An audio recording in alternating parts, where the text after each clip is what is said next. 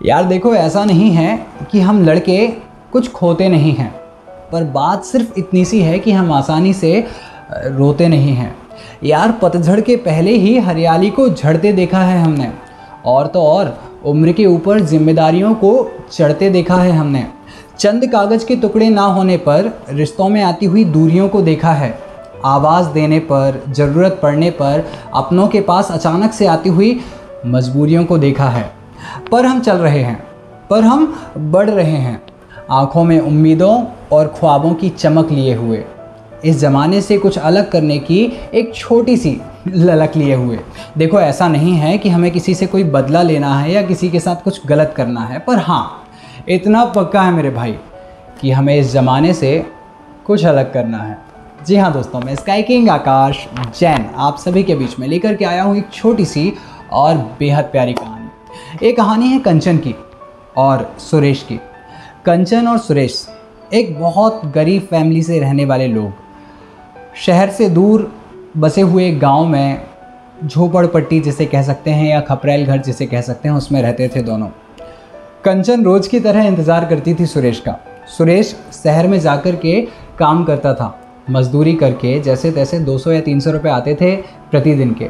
उन पैसों से ही इनका जीवन यापन हो रहा था। एक दिन काफ़ी समय हो चुका था, लगभग रात के 8 बज रहे थे।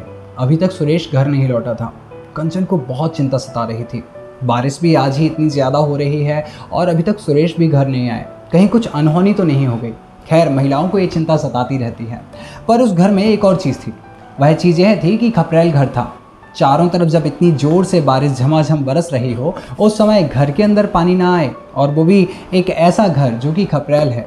जगह जगह पानी की बूंदें अपना प्रभाव दिखा रही थी और टपक टपक कर उसके पूरे घर को गीला कर रही थी। कंचन घर में रखे हुए बर्तनों को उठा उठा करके उन टूटे फूटे जगहों पर रख रही थी जहाँ से पानी गिर रहा था और घर गीला हो रहा था। कहीं ना कहीं हर एक स्त्री का ये काम होता है कि वह टूटे हुए छत की किनारों को जोड़ने से लेकर के टूटे हुए विश्वास तक को जोड़ करके रखती है। खैर, कंचन भी यही कर रही थी। उसने पूरे घर में जितने भी बर्तन अलग अलग हो सकते थे, बड़े बड़े हो सकते थे, सबको रख दिया कि पानी पूरे घर में ना फैले, और फिर इंतज़ार करने लगी अपने पति सुरेश का। बेहद चाहती थी उसे। शादी के 12 साल हो चुके थे, पर आज तक इसका इंतज़ार करना और सुरेश का उसी एक्साइटमेंट के साथ आना और इसको गले लगाना कभी बंद नहीं हुआ था कि अचानक से कंचन की फ्रेंड, कंचन की सखा, कंचन की सहेली रश्मि वहाँ आ गई और हाथ में एक साड़ी लिए हुई थी। बाजू में घर था तो अचानक से कभी भी आ सकती थी, और कहने लगी, देख कंचन, मेरा पति मेरे लिए साड़ी लेकर के आया है। कंचन ने कहा, हाँ ये तो बहुत प्यारी साड़ी है। यार तेरा पति भी तो शहर में काम करता है ना, वो तेरे लिए साड़ी नहीं लाता? कंचन ने कहा, नहीं, उनकी नौकरी से भी बहुत सारा पैसा नहीं आता, बहुत मेहनत करते हैं, पर फिर भी उतना ज़्यादा नहीं आ पाता।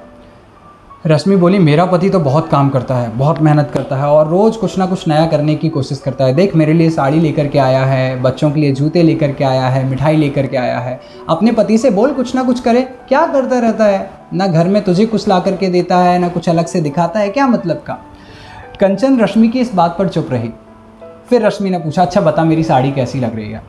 कंचन ने फिर से कहा, अरे बाबा तेरी साड़ी बहुत अच्छी लग रही है। दोनों की कुछ बातें होती रहीं। थोड़ी देर बाद रश्मि चली गई, पर कंचन के मन में एक पीड़ा ने घर बना लिया कि यार सच तो है, इतना ज़्यादा मेहनत करते हैं, कमा सकते हैं, सब कुछ कर सकते हैं, पर मेरे लिए कुछ लेकर के क्यों नहीं आते? अब देखो भाई, स्त्री शक्ति कुछ भी कर सकती है। तभी एक स्त्री ने दूसरे स्त्री के मन में एक विस्फोटक सामग्री का प्रवाह दे दिया, और वह प्रवाह इतना ज़्यादा तेज़ हो गया कि अब इसके मन में जो इंतज़ार था वह इंतज़ार गुस्से में बदल गया कि अब आने दो, तुम मेरे लिए कुछ लेकर के क्यों नहीं आते? शहर में जाते हो, इतनी मेहनत करते हो, मजदूरी करते हो, हमवारी करते हो, मेरे लिए भी कुछ लेकर के आया करो। खैर, कंचन इंतज़ार करने लगी, पर इंतज़ार काफ़ी लंबा हो चुका था। गुस्सा भी अब फीका पड़ चुका था। अब इसको चिंता होने लगी कि यार काफ़ी समय हो गया है, अभी तक नहीं आए। संयोग से कंचन का मायका पास में ही था, मतलब कि अगर पैदल भी जाएं तो 10 मिनट की दूरी पर। कंचन ने कहा, एक काम करती हूँ, इनके माँ पापा तो हैं नहीं हैं जो उनसे मदद मांगूं, मेरे ही माता पिता हैं, तो मायके जाती हूँ और जाकर के पापा से कहूँगी, पापा सुरेश अभी तक घर नहीं लौटे हैं। और कंचन चल पड़ी अपने घर की तरफ। जैसे ही घर में जा रही थी तो अचानक से देखती है कि एक युवक, एक व्यक्ति कंचन के पिताजी को कुछ खिला रहा है और कंचन की माँ उनके पिता के पैर दबा रही है। कंचन ने अंदर जाने से पहले सोचा एक काम करती हूँ, पहले बाहर से देख लेती हूँ कि अंदर चल क्या रहा है। कंचन ने जब ध्यान से देखा तो उसे समझ आया कि कंचन के पिता के पैर उनकी माँ दबा रही हैं और कंचन के पिता को सुरेश अपने हाथों से कुछ खिला रहा है। अचानक से भावुक होकर के संकोच भरी आवाज़ में कंचन की माँ बोली सुरेश से, सुरेश बेटा हमने तुम्हें बहुत कुछ गलत समझा था। शादी के वक्त भी हमने कंचन और तुम्हारी शादी का साथ नहीं दिया, तुम्हें सपोर्ट नहीं किया। हम क्षमा प्रार्थी हैं, पर तुम बहुत अच्छे हो। अचानक से सुरेश बोल उठा, अरे नहीं माँ, कैसी बातें कर रही हो? मेरे माता पिता नहीं हैं और आप सभी ने अगर कभी डांट दिया था, अगर आपने कभी मेरा बहिष्कार कर भी दिया था तो क्या हुआ? माता पिता अपने बच्चों को ही तो डांटते हैं। कोई बात नहीं। आज सुबह जब आप मेडिकल पर गए थे और वहाँ से कुछ दवाइयाँ नहीं ली थी सिर्फ इसलिए कि आपके पास पैसे नहीं थे, तब उसी समय मैं कुछ सामान उतारने के लिए उस मेडिकल पर गया था तो मैंने देख लिया था, इसलिए लौटते वक्त कुछ दवाइयाँ ले आया। पर सुनिए ना माँ, कंचन को मत बताइएगा, नहीं तो वो कुछ का कुछ समझेगी। इतनी बात सुनते ही कंचन चुपचाप दबे पैर वापस आ गई। अब जैसे ही कुछ समय बीत गया तो सुरेश उनके घर से निकल करके अपने घर की ओर आ गया। कंचन अब बैठी हुई इंतज़ार कर रही थी सुरेश का। सुरेश जैसे ही घर आया तो उसने पूछा, कहाँ थे इतनी देर तक? समझ नहीं आता, मैं तुम्हारा कब से इंतज़ार कर रही हूँ, कहाँ थे? मुझे बताओ, सब कुछ बताओ। कंचन को आशा थी कि सुरेश बताएगा कि मैंने तुम्हारे माता पिता के लिए ये किया है, वो किया है, ऐसा किया है, वैसा किया है, पर सुरेश ने इनमें से कुछ भी नहीं बोला। सुरेश ने कहा, यार तू जानती है, साइकिल से जाता हूँ, साइकिल से आता हूँ।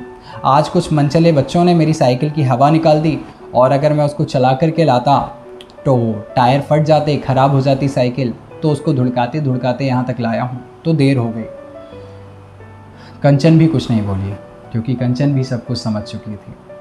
थोड़ी देर में सुरेश हाथ मुंह धो करके आया और कहने लगा, एक काम कर, अपनी आंखें बंद कर, मैं तेरे लिए कुछ लेकर के आया हूँ। कंचन ने आंखें बंद की। सुरेश ने अपनी छुपी हुई जगह से या फिर जहाँ से वो छुपा करके लाया हुआ गजरा था लेकर के आया और कंचन के बालों पर पीछे लगा दिया। कंचन को जैसे ही गजरा लगाया तो कंचन ने उसकी खुशबू से पहचान लिया कि हाँ ये गजरा है और खुश हो गई और मन ही मन सोचने लगी कि यार एक ऐसा साथी मिल गया है जो जीवन के ऊंच और नीच में, यानी कि ऊंचाइयों में या फिर नीचाइयों में, तकलीफ़ों में या खुशियों में बैलेंस बनाना जानता है। जो मेरे माता पिता जिन्होंने इसको बुरा कहा था, इसको गलत ठहराया था, उनका भी साथ दे रहा है, उनकी भी सेवा कर रहा है। तो मुझे लगता है मुझे कुछ और पाने की ज़रूरत नहीं है। शादी के 12 साल बाद भी अगर इसका प्यार वैसा ही है तो मुझे किसी और को ढूंढने की या फिर कुछ और अपेक्षाएं रखने की ज़रूरत नहीं है। और मन ही मन सोचने लगी कि आज रश्मि के पति के द्वारा लाई गई 2000 रुपये की साड़ी मेरे पति के द्वारा लाए गए 20 रुपये के गजरे से हल्की महसूस हो रही है। यार सच में हम लोग जितने बड़े होते जाते हैं ना, जितनी ज़्यादा चीज़ें हमारे पास जुड़ जाती हैं, हमारी अपेक्षाएं भी उतनी ज़्यादा बढ़ जाती हैं। प्यार तो सीधा सरल है यार, उसे किसी अन्य चीज़ की क्या आवश्यकता। देखो, साधनों की उत्पत्ति या साधनों का निर्माण हमारे वश में है और हमें करना चाहिए, पर उनकी आसक्ति बना करके, उनके प्रति अपेक्षा का भाव रख करके अपने आप को प्रतिदिन दुखी करें, ये बहुत गलत बात है। देखो, एक सच्चा साथी अगर आपके पास है ना, एक सच्चा प्यार करने वाला अगर आपके पास है ना, तो यार मेरे दोस्त तुम्हारे पास सब कुछ है। मैं आशा करता हूँ कि तुम अपनी ज़िंदगी बहुत अच्छे से जियो और कोशिश करो कि हर एक किरदार जो कि एक पुरुष निभाता है, एक लड़का है, वो कभी पिता बन जाता है, कभी भाई बन जाता है। कुछ भी किरदार में जब वो होता है तो हमेशा कोशिश करता है समर्पण के साथ अपने परिवार को कुछ देने की।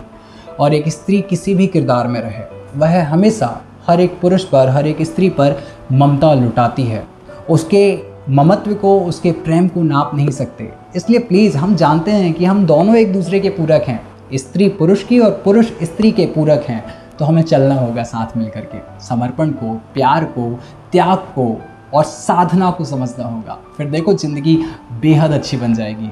फिर मिलेंगे किसी नई कहानी के साथ। तब तक अपना और अपनों का बहुत सारा ध्यान रखें। और अगर हाँ, चैनल से ये कहानी पसंद आ गई हो तो इसको सब्सक्राइब कर लेना, लाइक कर लेना, शेयर भी कर सकते हो किसी अपने को जिसे तुम बेहद ज़्यादा चाहते हो और जिससे तुम ऐसा प्यार करना चाहते हो जो उम्र भर के लिए बना रहे, जो चंद मिनटों के लिए या फिर आँखों की नसीली आँखों की तारीफ से लेकर बिस्तरों पर आई सिलवटों पर ख़त्म ना हो, वो वाला प्यार करना चाहते हो तो भेज सकते हो उसे ये कहानी।